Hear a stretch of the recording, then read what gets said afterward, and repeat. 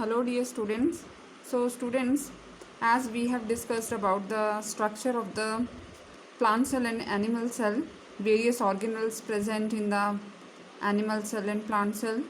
So now the next topic is prokaryotic and eukaryotic cell. ठीक है बेटा, तो प्रोकैरियोटिक और यूकैरियोटिक सेल्स क्या होते हैं? वैसे तो हमने पढ़ा है कि प्लांट सेल्स, एनिमल सेल्स, उनमें क्या क्या ऑर्गेनल्स हैं, लेकिन एक टाइप ये भी है कि प्रोकैरियोटिक और यूकैरियोटिक। ठीक है, तो चलो समझते हैं कि प्रोकैरियोटिक और यूकैरियोटिक क्या हैं। तो इसको समझने से पहले मैं आपको एक चीज़ क्लियर कर देती हूँ। यहाँ पे जो कैरियोटिक वर्ड आया है ना, कैरियोटिक वर्ड जो है it is related to nucleus. ठीक है, न्यूक्लियस क्या है बच्चों? न्यूक्लियस सेल के अंदर प्रेजेंट होता है। ठीक है, ब्रेन ऑफ द सेल जो है वो न्यूक्लियस ही है, और न्यूक्लियस में हमने पढ़ा है क्रोमोसोम्स प्रेजेंट होते हैं, राइट। तो कैरियोटिक वर्ड जो है वो न्यूक्लियस से रिलेटेड है, तो कहीं ना कहीं ये वर्ड्स जो हैं वो न्यूक्लियस से रिलेटेड हैं।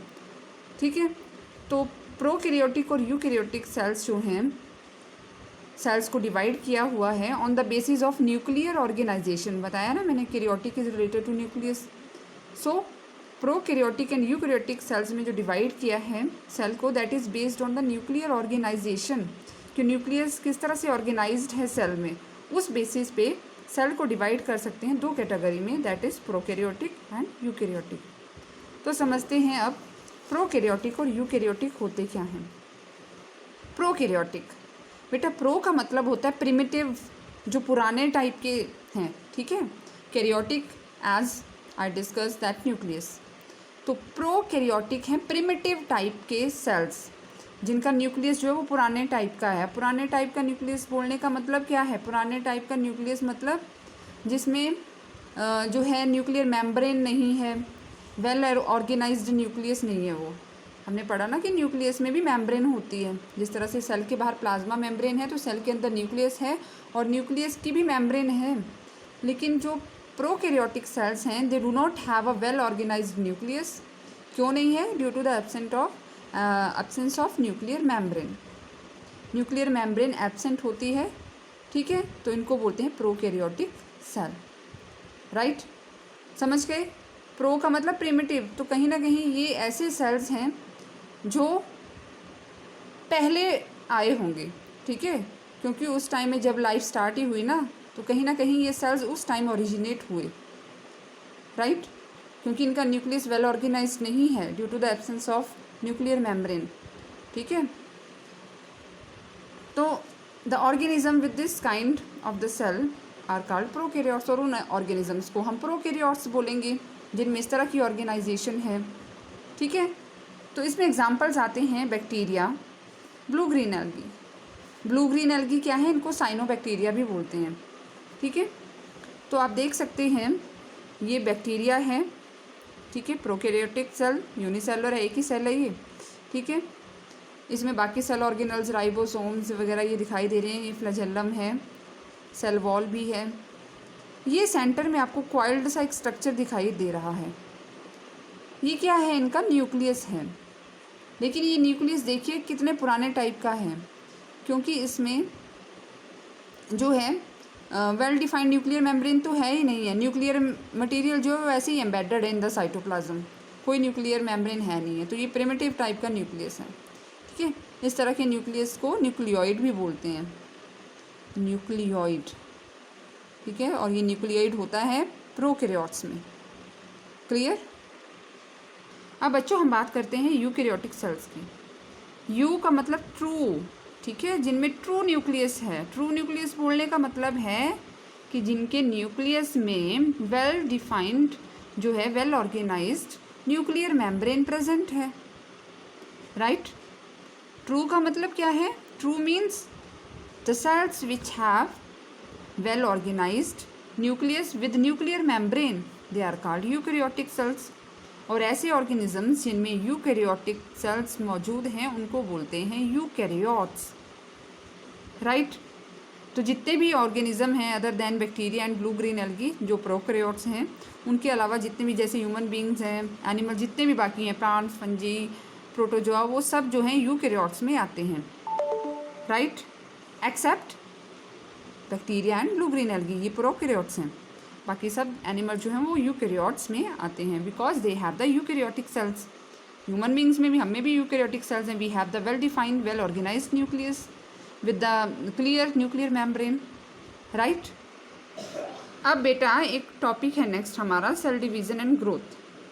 ठीक है, सेल डिवीज़न मतलब सेल डिवाइड करता है तभी तो हमारी ग्रोथ होती है, राइट। पहले सेल बनता है, ठीक है, उसका साइज़ बड़ा होता है। After reaching certain size cells जो है वो डिवाइड करता है और ज़्यादा सेल्स बनते हैं, ठीक है, तभी तो हमारी ग्रोथ होती है। एक सेल से दो, फिर इस तरह से सेल डिवीज़न होता जाता है और ग्रोथ होती है, नए सेल्स ऐड होते हैं, ग्रोथ होती है।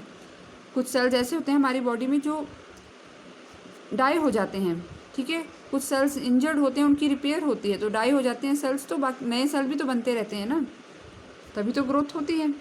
सो ड्यूरिंग डिवीज़न, जब सेल डिवीज़न होता है तो न्यूक्लियस स्प्लिट करता है पहले, ठीक है। न्यूक्लियस जो होता है ना सेल के अंदर, वो भी तो दो पार्ट में डिवाइड होगा, एक सेल में जाएगा, दूसरा दूसरे सेल में जाएगा। तो during the cell division nucleus of the cell split first, पहले न्यूक्लियस का डिवीज़न होता है into two, and then cytoplasm, जो साइटोप्लाज्म है वो भी डिवाइड होता है, ठीक है, into the two separate parts across the middle, ठीक है। आधा साइटोप्लाज्म इधर चला जाएगा, आधा इधर चला जाएगा, दो बन गए ना, न्यूक्लियस भी डिवाइड हो गया। So this is called cell division. ये सेल डिवीज़न है बेटा, सेल का डिवाइड होना, एक सेल से दो सेल बनना। पहले न्यूक्लियस डिवाइड होगा, फिर साइटोप्लाज्म डिवाइड होगा और एक सेल से दो सेल बन जाएंगे। और जो न्यू सेल्स बनते हैं आफ्टर द सेल डिवीज़न उनको डॉटर सेल बोलते हैं, ठीक है। जिस तरह से देखो ह्यूमन बींग्स या दूसरे एनिमल्स रिप्रोड्यूस करते हैं ना, अपने जैसे यंग वंस को जन्म देते हैं, सेम ये सेल रिप्रोडक्शन ही तो है सेल डिवीज़न। सेल भी तो डिवाइड करेगा, ठीक है। तो जो नए सेल बनते हैं उनको बोलते हैं daughter cell. So cell division is responsible for the growth of organism. Growth तभी होगी ना, सेल डिवाइड करेगा, नए सेल्स ऐड होंगे, हमारी बॉडी सेल्स की तो बनी है। It also replaces the dead and damage cells. जो डैमेज हो गए हैं, डेड सेल्स हैं, वो भी तो रिप्लेस होंगे, नए सेल ऐड होंगे। So millions of cells die and are replaced every second in our body. कितनी देखो प्रोसेस फास्ट है, मिलियंस ऑफ सेल्स डाई करते हैं sorry and replaced every second in our body, ठीक है, रिप्लेस होते रहते हैं एवरी सेकेंड, ये प्रोसेस चलता रहता है। Some unicellular organism like bacteria and amoeba reproduce through the cell division. देखिए अमीबा है, बैक्टीरिया है, their body is made up of single cell, unicellular हैं, तो उनका रिप्रोडक्शन तो सेल डिवीज़न से ही होगा ना। वो अपने जैसे और अमीबा कैसे बनाएंगे जब उनका सेल डिवाइड करेगा, क्योंकि उनमें तो ऐसा कुछ रिप्रोडक्टिव सिस्टम है ही नहीं है, उनकी बॉडी तो एक ही सेल की बनी है, तो रिप्रोडक्शन उनमें सेल डिवीज़न के थ्रू ही होगा। तो बेटा देखिए ये सेल डिवीज़न है, राइट। यहाँ पे देख सकते हैं ये सेल है, सेल का साइज़ बढ़ा, ठीक है, और ये सेल डिवीज़न की प्रोसेस स्टार्ट हो गई। न्यूक्लियस इलोंगेट हुआ, इलोंगेशन हुई न्यूक्लियस की, and this nucleus divide into the two में डिवाइड हो गया, साइटोप्लाज्म भी डिवाइड हो गया। सेंटर में देखिए कंस्ट्रिक्शन आ गई है, कंस्ट्रिक्शन मतलब bulge towards the inner side, और इस तरह से जो है it divide into two daughter cells. समझ गए? तो इस तरह से हमारी बॉडी में सेल्स जो हैं डिवाइड करते हैं। I am repeating again, cell जो है डिवाइड करते हैं, ठीक है, पहले न्यूक्लियस डिवाइड करेगा, फिर साइटोप्लाज्म डिवाइड करेगा। इस तरह से जो है इसको हम सेल डिवीज़न बोलते हैं, और जो नए सेल बनते हैं वो हैं डॉटर सेल्स, ठीक है। Cell division is responsible for the growth of the organism, right. तो ये बेटा है सेल डिवीज़न एंड ग्रोथ, ठीक है। तो आज मैंने आपको बताया प्रोकैरियोटिक और यूकैरियोटिक सेल्स क्या हैं, ठीक है, किसके बेसिस पे है ये division, on the basis of nuclear organisation.